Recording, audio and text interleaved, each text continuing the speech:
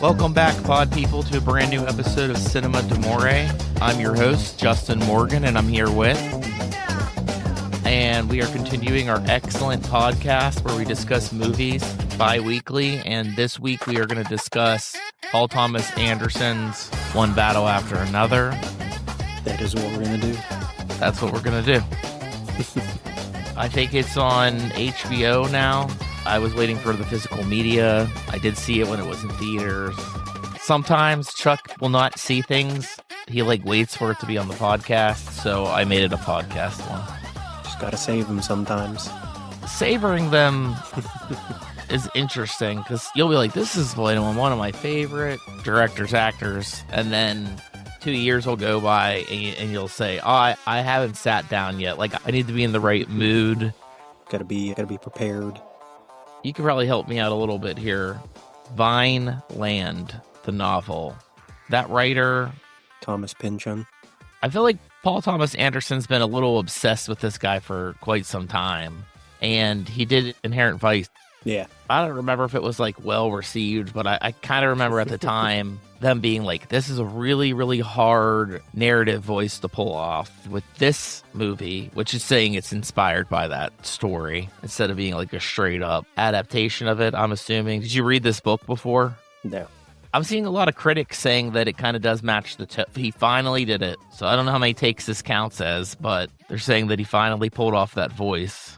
Yeah, there's definitely similarities between both of those movies. I've never read any of his books in particular. Both of these have kind of a bumbling protagonist that's always seems semi out of his depth in his own story. So I don't know if that's just a very common theme or the way he likes to write his characters is they're never all there, whether it's from drugs. Both of them are heavily on drugs throughout most of both of the movies. Joaquin Phoenix's character in Inherent Vice and Leo in this film. Deeply flawed. Leo in this movie is clearly not a bad guy, but deeply flawed definitely describes him perfectly.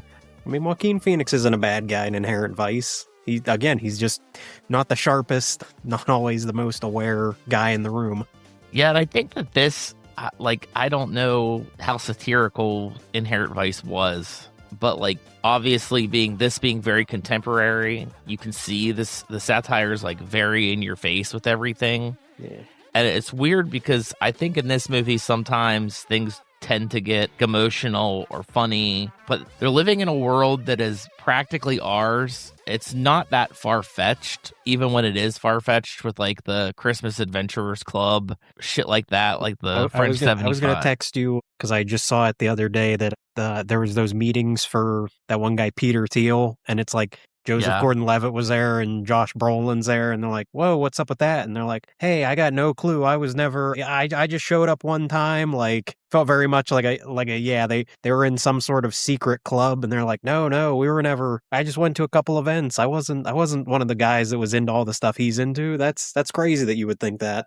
I did see the thing from Joseph Gordon-Levitt that's I've been to 2 of these things. The guy's never been there. I had to look him up. We're politically opposites. Everything we believe in is complete opposites. I'm just here to kind of learn about things that I could use in the future. I was just there for the AI, man. I was just there for the AI was, the gist of their entire conversation. It's kind of a complex movie with the characters, the emotions that they go through and what they are really about and what they care about. And there's some time that spans 16 years where we start in the beginning of this movie. What we have are freedom fighters, or as the government would call them, terrorists, and they are trying to bring the system down. They do everything from freeing immigrants, blowing up banks, yeah. We see little bits of them, as halfway through the movie, we see another character that's going in and still trying to help immigrants, handing out his business card and stuff like that. It takes on a very kind of serious facade, I guess, in the first hour of this movie, except for a few things that I feel surround mostly Sean Penn's character of Lockjaw, who's just absolutely insane in every single shot that he's totally in. I don't know if it's just the Christmas Adventurers Club. There's an element of Dr. Strangelove in this movie Yeah. that's like very specifically in the Lockjaw character. I mean, it kind of spreads a little bit to like the other ones because like we have these insane names for all these characters where you never flat out learn a real person's name. Like the most realistic name's Bob Ferguson, which is His an fake name, alias that he uses. the Yeah. name of someone that's dead. We know that his name's probably Pat because he's called Ghetto Pat, or they call him Rocket Man. Like everybody's got like these ridiculous names. Perfidia Beverly Hills. Almost every single person you run into has an insane, unrealistic name. But like emotionally, like I think everything in this movie is really well done. And I know the setup takes quite some time because the movie after that, the first act is done and the French 75 has to go underground. They've been compromised more or less by Leonardo DiCaprio's lover, Perfidia Beverly Hills.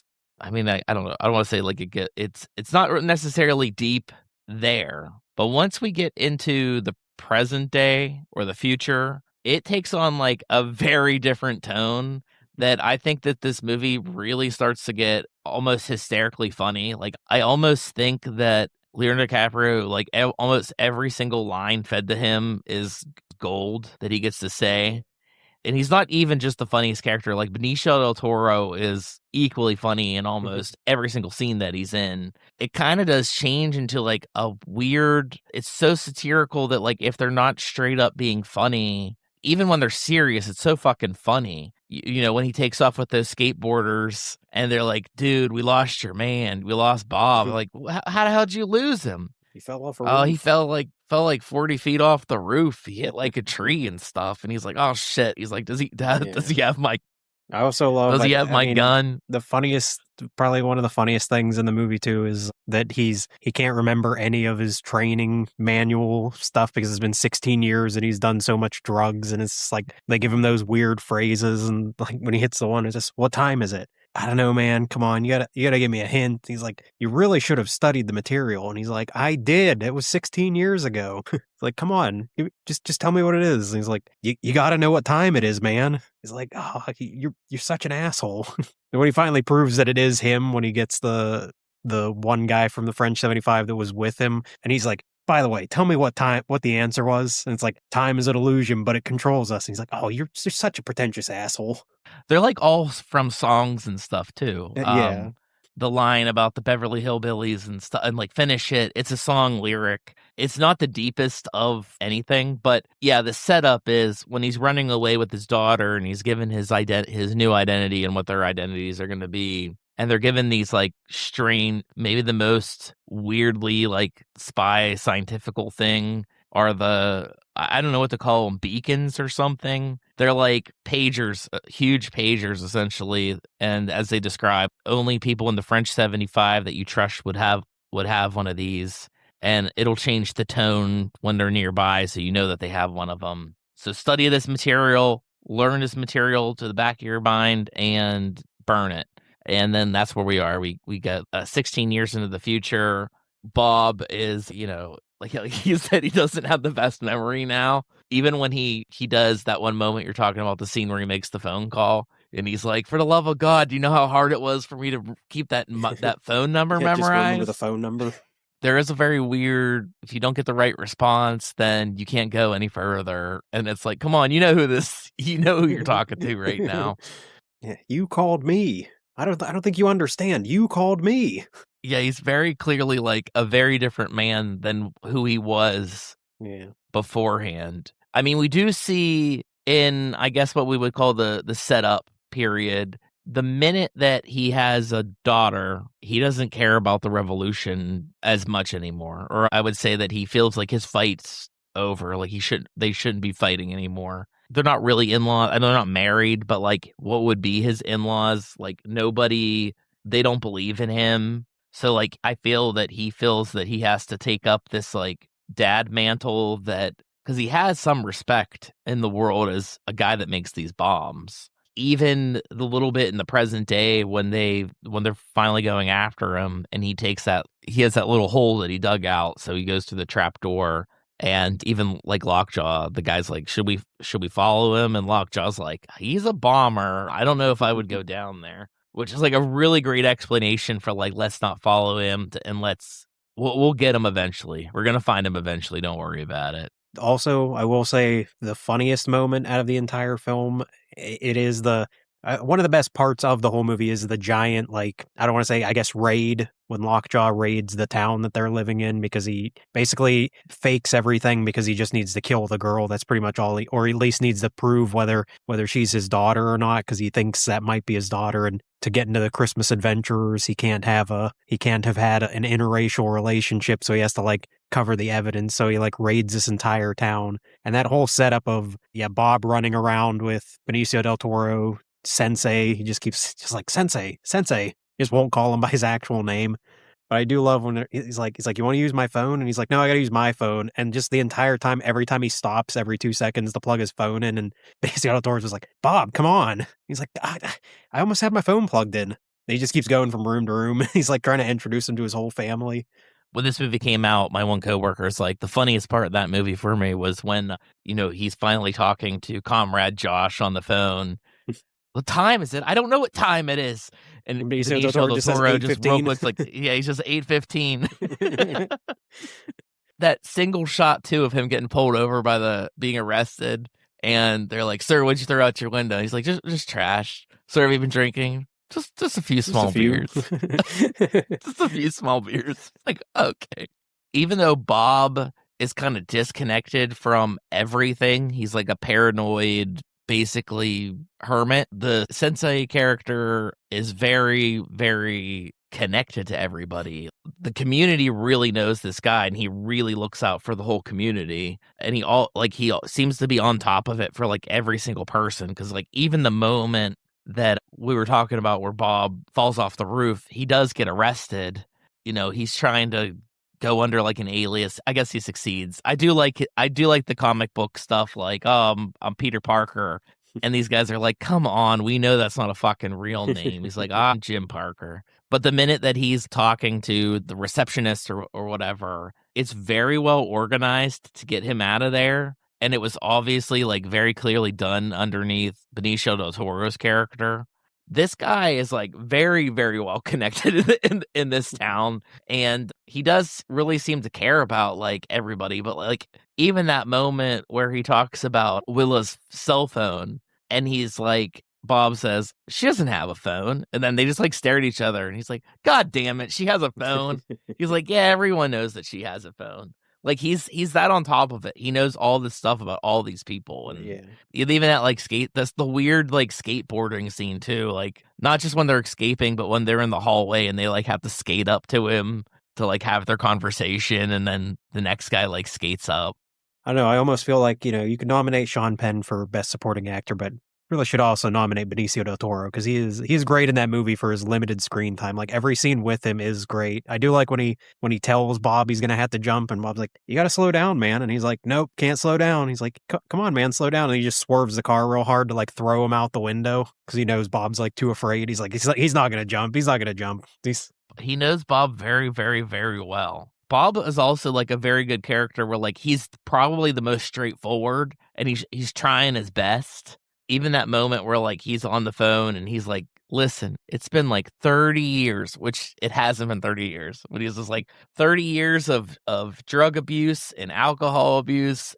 I don't remember anything. He has that code. He does remember the code, which is basically like, I want to speak to your manager. And they're like, oh, you're really going to use... It's like Code Gray or something like that. He's like, yeah, you're going to do a Code Gray. The Greyhawk? Oh, really? You're going to do that to me? Okay. Yeah, and I mean, you do see basically everybody that you see in the beginning from the French 75, what happens to them because they do like assassinate a bunch of them, capture a few of them, and the two people that they don't capture ends up coming back in this. I also as the movie progresses, you do realize that even though like Bob's a shut-in and you feel like his daughter doesn't respect him at first, he's talked to her about this stuff because, very quickly when, what is it Regina Hall who shows up, she does the code and he knows the code, she knows the thing, and she knows she's like, oh shit, this is real. I have to go with this woman. From that moment on, you start realizing that she's been told a lot of things about this stuff. And it seems like the only thing that she wasn't told is that her mother more or less ratted out the French 75 and basically got it totally broken up and slash like murdered. And it is actually pretty interesting because the character of the mother, who's not like physically present in the movie, basically has affected the lives of all the main characters in this entire. You go from Lockjaw, who just kind of has like a weird like sexual kink with her. Like he's a military guy, he likes his power, but his like sexual kink is like a submissive type of thing. He really does. I don't know if he loves her, but he definitely likes her and was hoping that like he could start something with her. I just like the small details too, where like he's got two uniforms, which is he has his BDU's battle dress uniform, or he has this very plain like his dress clothes. But every time he's in the dress clothes, it's the exact same dress It clothes looks like every time you it see looks like a cheap suit from like J.C. Penney's or something. Like it does not look like very clearly not high end or nice. It's like the most basic suit you could buy. And yeah, he only has one. Yeah, he's dressed up in it like 3 or 4 times, like anytime there's like a moment going on. Even the first time that he starts to get initiated into the Christmas Adventurers Club, they meet at the guy's wedding, which I guess is supposed to parallel like Godfather, but they're like, "Sorry, we had to make you dress up. We know that we just had to make it look normal." The Adventurers Club probably mostly makes me think of they're like the secret organization. They do absolutely make me think of something like the War Room from Doctor Strangelove. Their entire conversations are so ridiculous when they're like, "We did find out something. He may have an inbred daughter." And then they're like, "Oh God, what race?" And they're like, You know what race it's going to be. Black." And they're like, "Oh, fuck. We're going to have to kill this guy." Like, they're like, immediately, he's going to taint our entire racist pro-white club. Like, we can't have this guy Oh, but then here. they're also like when they have that secret meeting, they're also all, racist, like white nationalist guys. Like the thing he did that fake raid on that town, and they're like, yeah, they raided the chicken farm, which is like they bring up like a name, and it's like some made up name, and they're The like, chicken and that finger guy, licking good. yeah, and they're like the guy that runs the company is also in the Christmas Adventurers Club, or is at least friends with those guys. Are like, oh, Mhm. he wants his Mexicans back to work. Like he can take the other ones, but he can't take the ones that work on the farm. That's not acceptable. And that's where the satire comes in. Like, it's clear as day, like two-sided, and that's just like a one tiny line in the entire thing where it's like, yeah, he's mad as hell. He wants his people back in the kitchen working. It Like, threw me he's not off making too his. when they introduced the Christmas Adventures, because I knew that I recognized the one guy, and I'm like, why do I know that guy? Like, he doesn't seem like how I remember him. And then when I figured out it was Douglas from the Chair Company, Oh, I was like, yeah. okay. I was like, I could recognize his face, but I was like, no. The thing I saw him in, he was so weird. And then when I looked it up, I was like, yep, he That's was not even the guy completely I thought you weird were in going to there. bring up. But yeah, Douglas from the Chair Company. It's still creepy, even though you know that these are pretty close to real conversations that people were actually having. But yeah, and I also kind of got like, for a second, the guy that is going to have to track them down and the guy that started the initiation at the wedding are very They look similar very, yeah, looking white guys. Yeah. generic white guys in polos. Yeah, generic white guys in polos. I don't remember my brands, but yeah, we get to the end and he's got his little like gator on him. Lacoste. Yeah, so fucking ridiculous. So ridiculous. So ridiculous. But yeah, even like the sisters of what is it? The Beavers, Yeah. the secret sisters of the Beavers. Everything is just absolutely insane. I do really like one shot, one moment too, where it's Willa and Regina Hall's character, and she like tells her to be quiet, like, I hear something, and she leaves the room, and then the shot showing out in the hallway, you see the soldiers, and it's like they've already infiltrated the whole thing and take her in. Also, the fucking kit, the DNA kit to check, it's so fucking insane plot wise to be like carrying that shit around.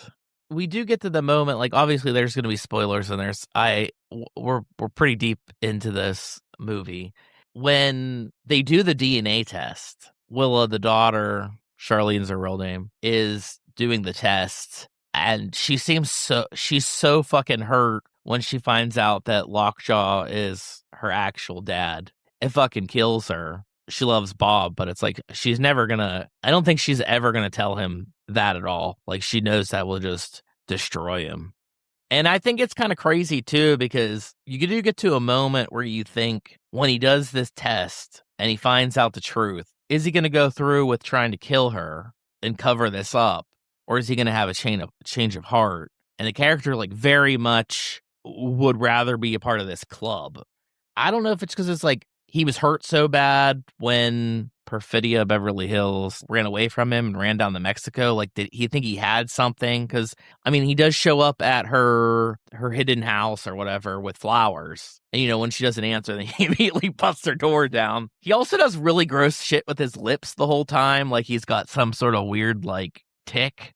Licks his comb to fix his hair. Yeah, which is based off something like something else that he saw like from another movie or something like that. This movie maybe has one of the most interesting chase sequences to end with. The way that it's shot in the environment that they're in with those rolling hills.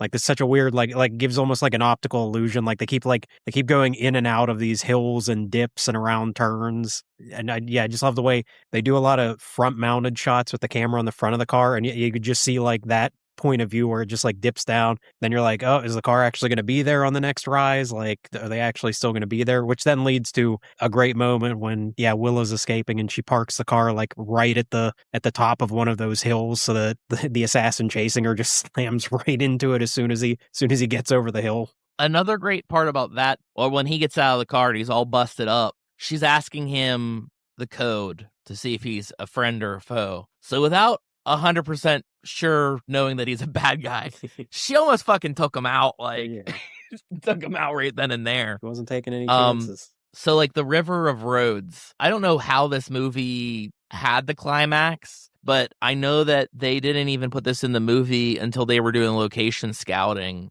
and were like, this is great. I know Paul Thomas Anderson said that he had this mount on I think he had like a 70 millimeter camera for the chase scenes. The shots were like so clean that he's like, people are going to think this is AI. So like they loosened the bolts on all the stuff that was like connecting it. So the camera would shake during the scenes and like make it way more intense. But yeah, it is really fucking funny, like the whole way that goes down, because he is in Lockjaw, offloads Willa to, is he Toe Jam? Yeah. Whoever the native is that gets rid of people. Basically, that's the same around the same time that like he's blast off the road. Bob eventually like finds him, and Bob has that like slow ass Nissan that's like screaming and it's not is like going like 60 miles per hour stuff. Being like maxed out. Yeah, it's like such a shitty car. It's a funny car. Like when you're gonna have this chase sequence, there's something really funny about putting him in that most ridiculous looking car. So there's this weird set of things that are happening and going on and setting stuff up where like he has this emotional like breakdown because he thinks she's dead and that she was in that car, because that's the last thing he saw was her being put into that SUV and like taken off. But then it's like he gets down there and he's like, where is she? She's not here. I have no idea what's going on. I like how he uses the local Mexicans to like give him a heads up on like which direction that they saw like the last cars traveling. Yeah, you get to that great sequence where the cars, like you do, it looks like an optical illusion, you're saying, like in California where like it's just going up and down the roads, and then she's by herself, and then it's got the perfect tension where the bad guy pops up and you know she's in her mirror like, oh shit, I'm being followed, like I know I'm being followed, I know this person's chasing me. And then after a few more hills, you get that little Nissan like button around the corner. So like he's involved in it too. It's such a rough scene too, because like I think her killing that guy, like shooting that guy when he didn't answer the questions, you know, she killed somebody, and this is all real, and it's just so much to bear. And her dad shows up, and it does feel the tension's still there because you're like, is she just gonna fucking shoot him? Or is he gonna shoot her? Like you feel like anything could happen in that moment. She starts asking the questions, and he like it's like back to like I don't know, like I can't think about this right now. Like it's me, it's your dad, it's me, it's me. Yeah, you just get to that moment where it's like I guess he kind of like succeeds as a father from that point on, because everything that he did to teach her to survive somehow has paid off. Like it has worked out. It doesn't really seem like anyone else is going to be coming after him at this point. But yeah, like the whole your mother is out there. Yeah, she might have ratted us out, but she's definitely is a good person, like deep down. She just had that fight in her where like she never wanted to let go of that life. She wasn't ready to like settle down that life. Obviously in the revolution now, she's like in the new version of whatever the French 75 is because they're doing the radio calls. She's clearly leaving to go do something like that. So she's very much like her mother. And now Bob's got a phone. Bob has a phone. Trying to figure out how to take a selfie with it. Yeah, he's trying to figure that all out. Lockjaw did not die in that car accident, which honestly is like another layer of just it's so absurd that it's funny that like he was shot point blank in the face, but now he's just a guy with like a really messed up face. And yeah, when he has that meeting, and it is really funny where they're like, "Yeah, this is gonna be your office right here." Oh, and maybe it's because I've seen it twice now, but the acting is really funny for how bad it is. We're like, "Oh man, I forgot I forgot the keys. I'll be right back," and he like clicks that door shut. Yeah, and them killing him, gassing him, and disposing of him. This is quite a wild ride of a movie. Everything does have a lot of payoff, even though it seems to drastically change the tone at like the hour point where we are in the future, and it's got like the Steely Dan music playing. But like everything from that period's really fucking funny when they're like, "How do they find you if they can't track you?" And they found him because like he had the fucking calendar on the wall. For what is this academy? It's like the St. Carlos Ninja Academy or something really like he's yelling at him like, don't step on the floor. It's just tatami. Yeah, get off the tatami. It's disrespectful, Bob. And even when he's hyped up, like everybody else is like so chill and so calm. It gets so ridiculous too, where even that scene when the military's showing up in their helicopter to get Bob for the first time, like it's such overkill for this character that they like who's way out of his element. He's way out, you're way out of your element, Donnie, because he's obviously channeling the dude, which is one of his dad's favorite characters is the dude. This movie has also been a long time coming because of his dad, who was in Licorice Pizza and was like really gunning for that to get Leo on one of these movies. Nominated for Academy Award. I think it was a great performance. It didn't win. I don't remember who the hell. I don't remember Michael B. Jordan. I thought beat him. Oh yeah, because he was two. Like there were two Michael B. Jordans. Yeah. You can't compete with two. You can't compete with two. Maybe one. Maybe one he could have beat, but you can't beat a guy doing two performances in one movie. It still won 6 Academy Awards, and I feel like it won for its writing category, directing, best picture, editing, overall best movie of the year. And it probably was like, it's one of the few times where it matched up where I thought it's deserving and it should win, but I really thought it was going to be something else to win. I don't know if this is necessarily his best, but this is a great movie. I'll double down on that one. I think maybe the only one that I tend to somehow love more and more and more is There'll Be Blood. I don't understand it. Like we've talked about it, but it does have that weird, every time you watch it, it does get better. Like it just somehow, you just find something else to admire about it. There's always something there. And this might be the same case, but I think because this movie gets so silly, with just like everything in it is ridiculous. Like the names of the operations and everything has a ridiculous name, regardless of if it's supposed to be serious or not. I mean, hey, I feel like he's done more comedic films than straight dramas. I mean, pretty much the only two of his films that really aren't comedic almost at all are his two with Daniel Day-Lewis. Like other than that, well, I guess maybe The Master. Yeah, The Master's another one. No. But Master does have some comedic Master's moments. very funny. Master's very funny. It does have some pretty ridiculous moments in it too. But I mean, yeah, other than those two, like most of his movies are fairly comedic. He's a comedy guy. You think he's a drama guy, but he's secretly just a big comedy guy. Yeah, I mean, I guess the milkshake thing was really funny, and There'll Be Blood. Phantom Thread. Yeah, there's nothing. There's No nothing funny in comedy there. Phantom Thread. I really don't. Yeah, I do love that movie too. That's another like I. It's another one of those movies where the premise would never get me. Like, oh, it's about this designer, this costume designer in the 1950s in France. What the fuck? And only Daniel Day-Lewis could have pulled that off. I don't think anyone else would have made that movie nearly that interesting.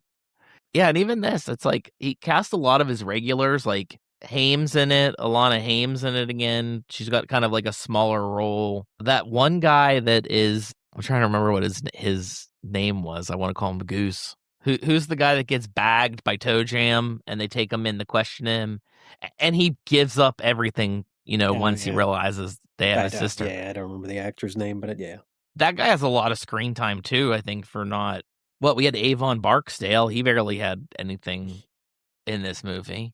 Even the guy that was like, "What's my favorite type of pussy?" That just just walked away whenever shit was going down. He's just like, "I don't know, nothing I can do. I'm just gonna leave here." I don't know who that was, but yeah, it's just this movie's just riddled with great lines. I love the nuns being like when Willa's talking to the nuns and she's like, "What, do I look just like her?" And they're like, Not really. No, you don't look like her at all.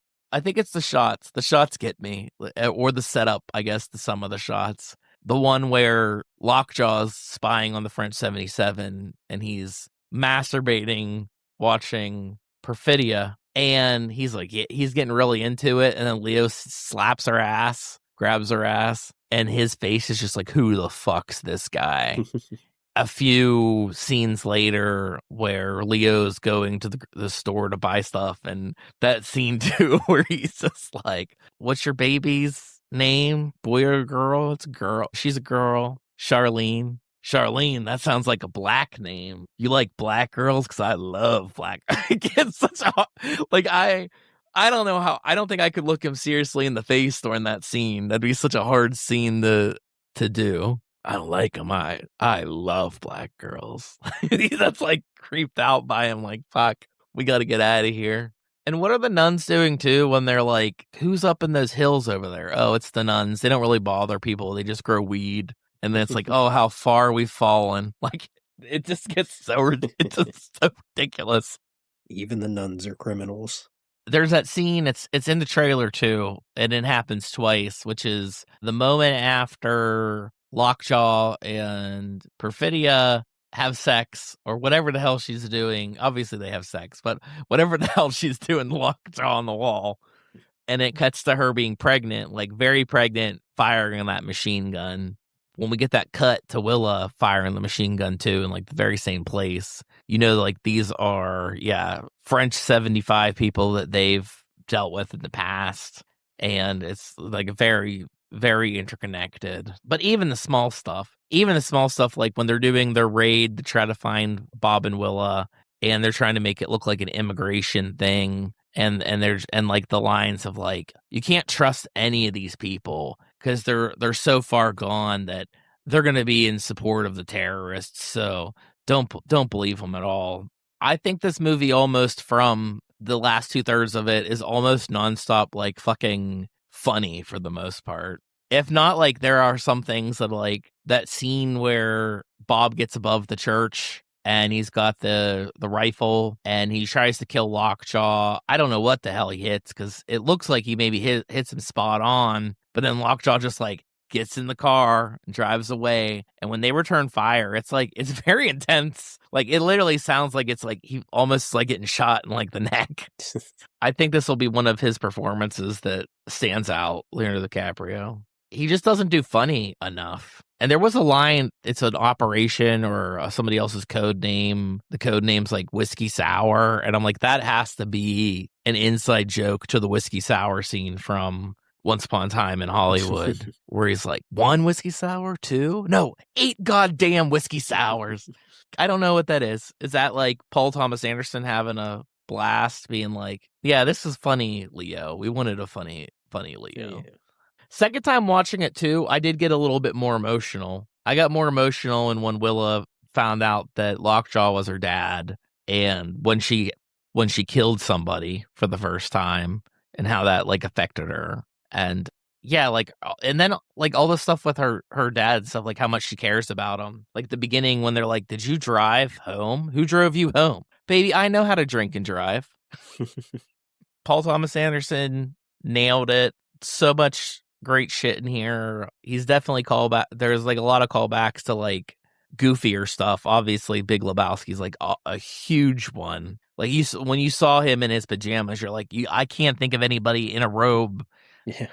Who else is running around in a robe for a whole movie? Yeah, just not Jeffrey Lebowski. Yeah, exactly.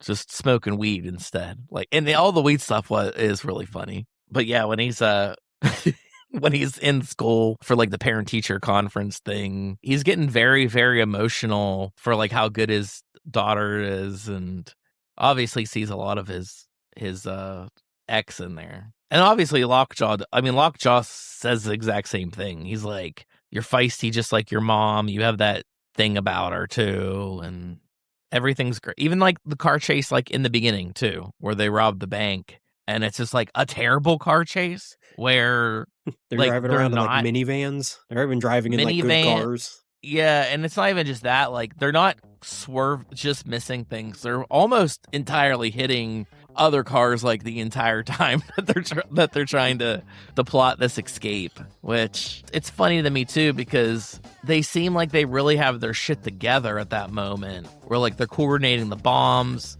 He's on top of his bomb game when he's talking about how to make the bombs. His woman's like touching herself, like, "You're getting me all hot and bothered with your bomb talk, Bob." Well, no, he's not Bob then. He's Ghetto Pat. Did I overhype it? No, I knew it was going to be good. It's Paul Thomas Anderson. He doesn't make bad movies. Yeah, I agree with that. I don't think any of his movies are bad. Not even like a little bit. Like even the ones people argue, it'll be like, Adam Sandler wasn't funny in Punch Drunk Love. He kind of was, but maybe not in the slapstick, weird Billy Madison type era of Adam Sandler. He's definitely not that. Also, he's another guy that championed for Adam Sandler. Everybody knows that Adam Sandler, there's like a good dramatic performance in there. And obviously we get it timed, like they wanted him in Inglourious Bastards and then used him in Uncut Gems. He does a lot of serious roles, but like, yeah, him in Uncut Gems is one of the best casting decisions I've seen, because like it does fit very well with his humor too, and that is also very funny a lot of times in that movie. Academy Award winner, Best Picture. I think it deserved it. Actually, a lot of the movies, I get to the point anymore where most of the movies, Sinners, Marty Supreme, what else came out? They were all very good movies too, I thought. I wouldn't have been upset if any of them had won. I think it's been a while since we had a Green Book in there, which I still have not seen Green Book. And I'm not going to see it unless you pick it. If you pick it, I will watch it, because that's what we do. I've never had any desire to see that movie. We'll be back in 2 weeks with Chuck's pick, whatever that may be. I already have my next pick figured out, so Chuck knows what he's doing. But next 2 weeks from now is a mystery to me. See you then. Bye.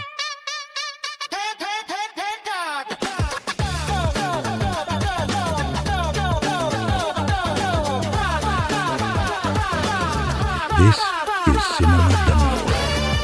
Follow on Facebook, Instagram, and Blue Sky for upcoming episodes. Listen on Apple Podcasts, Spotify, Amazon Music, Audible, Pandora, iHeartRadio, and wherever podcasts are heard.